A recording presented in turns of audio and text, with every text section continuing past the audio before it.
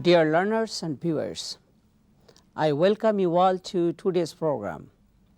This program has especially been designed for the students of our MBA program, Commonwealth Executive MBA program. I am pretty sure that today's program will help a lot the students of BBA program and also the students who are taking the courses International Marketing. Today we will cover a number of agenda: balance of payments, protectionism, protection logic and illogic, trade barriers. Dear viewers, may I request you to bring a piece of paper and a pencil just to take some important notes during the session. I believe these notes might help you a lot in understanding the topics I am discussing today later. Dear learners, let us start with the first agenda. What is balance of payment? Balance of payment can be defined as the accounting system that records a nation's international financial transaction for a specific period of time. Balance of payment truly reflects a country's international economic position for a given year. Normally, balance of payment is prepared for 1 year. Balance of payment is called the index of a country's international position. Sometimes we say that a country is not doing well in its international economic position. Sometimes we say something opposite, that is, a country is doing very good in its international economic position. Actually, it depends the breakdown of the balance of payment. Balance of payment basically records the receipts of a countries from foreign countries and the payments a country makes to them. Normally, a balance of payment could be better if a country's export is higher than its import. A balance of payment normally is recorded following double entry bookkeeping system. That is why the left hand side is always equal to the right hand side. Thus, we can say that this equality does not indicate that a country is in good shape or bad shape. Actually, a country's real position depends on different items recorded in the balance of payment. Normally, there are 3 accounts of a balance of payment: current account, capital account, the official reserves account. Now, let us see the current account. Current account can be defined as a record of all merchandise exports, imports, services and unilateral transfer of funds. Current account normally includes the flows of goods, services and unilateral transfers. The goods basically include different types of commodities. Services include a number of things like investment income, interest, income from tourism, etc. And unilateral transfer normally includes the pension amount a country receives or a country pays to the people living outside the country. It also includes different types of gifts, donations and some other items. Of all these three accounts, current account is most important. Let us go to the second section of the balance of payment, that is called capital account. Capital account can be defined as a record of direct investment, portfolio investment and short term capital movements to and from countries. Basically, the capital account includes the flow of the following items: borrowing, lending, financial securities trading and direct investments.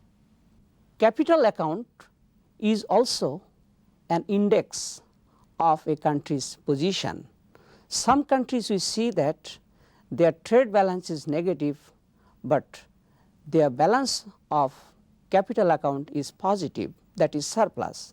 If we look at the America, right now America is having the highest amount of trade deficit, but it has got surplus in its capital account. Now let us look at the third section of the balance of payment, that is called the official reserves account. Official reserves account can be defined as a record of exports and imports of gold, increases or decreases in foreign exchange and liabilities to foreign central banks. Actually, the official reserves accounts measure the flows of a country's currency. That means how much local currency is going out, or we could say like how much foreign currency is coming in. Sometimes we say that our foreign reserve is good or our foreign reserve is bad. Actually, it is reflected in the official reserves account. Let us move to the next agenda, that is protectionism. First we see what is the definition of protectionism. Protectionism refers to the act of putting trade barriers in place in order to protect a country's market from the intrusion of foreign companies. Nowadays we see that a number of countries are putting different types of restrictions on foreign trade. On the contrary, some countries are we see very much open to international trade, and they are imposing very few restrictions on international trade. Basically, there are some pros and cons of these restrictions, that is called protectionism. The cost of any type of restriction or protectionism is borne by the customer, because when a country is putting restrictions or imposing different types of barriers on international trade, ultimately it increases the cost of import, and finally the price goes up, and eventually the consumer has to pay the higher price. There are some economists who are saying that it is very bad to impose restriction on international trade. On the contrary, we also see some economists who are saying that it is necessary, it is inevitable for a country to put restrictions. And if we analyze the arguments on both the sides, we must say that there are some advantages of this protectionism, as well as there are some disadvantages of this protectionism.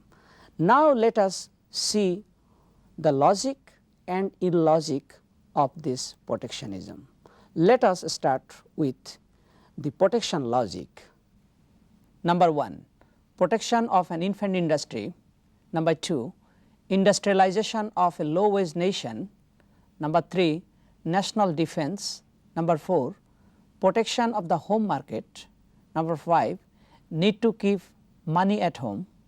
Number 6, encouragement of capital accumulation. Number 7, maintenance of standard of living and real wages. Number 8, conservation of natural resources. Number 9, maintenance of employment and reduction of unemployment. Number 10, increase of business size. Number 11, retaliation and bargaining. In fact, we can also put a number of logic for protectionism.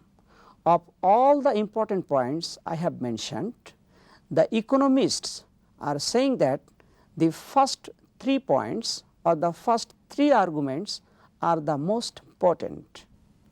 Number 1, protection of an infant industry. Number 2, industrialization of a low-wage nation. Number 3, national defense. Truly speaking, the first 3 logic includes all other logics that I have mentioned. Now, we want to examine the protection illogic, that means the argument against protectionism. Contributes to economic inefficiency as basic economic advantages of international trade are ignored. Detracts from a nation's realistic adjustment to its world situation. Consumers bear the ultimate cost of tariffs and other preventive measures. Rarely leads to renewed growth in a declining industry. Dear viewers, let us move to the next agenda, that is called trade barriers. What is trade barriers and what is the definition of this trade barrier? Trade barrier can be defined as putting restriction to protect a country's market from the intrusion by foreign companies and to encourage development of domestic industries. Trade barriers are imposed against imports and foreign businesses. These type of barriers are imposed with the hope that it will help protect the domestic industry and also prevent the intrusion of foreign companies. Ultimately, it may not work well. The inspiration of trade barrier might be economic and political. Normally, these trade barriers are imposed for economic reason, but in the world we see there are lots of examples where trade barriers are imposed for political reasons. Just if we look at some of the trade barriers like trade restrictions on Iran, trade restrictions on Cuba, it was imposed normally for political reasons.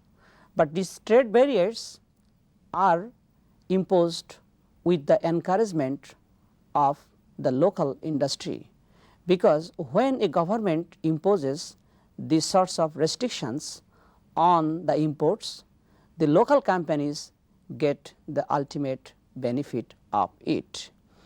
There are different types of trade barriers available on earth. Now, we will be discussing some of the important types of trade barriers. Tariffs, quotas, boycotts, monetary barriers, standards, anti-dumping. Let us see the tariff. A tariff can be defined as a tax imposed by government on goods entering at its border. Tariffs are used just to generate the revenue for a country. Normally, this tariff is arbitrary and voluntary. Now, let us see what is quota. Quota can be defined as an absolute restriction on the quantity or dollar volume of a specific item that can be imported. We also see there are lots of examples where quotas are imposed. If we see in the Great Britain, they have got some quota on the TVs they import from foreign countries. Now, let us see the next one, that is called voluntary export restraints. It is also called VER.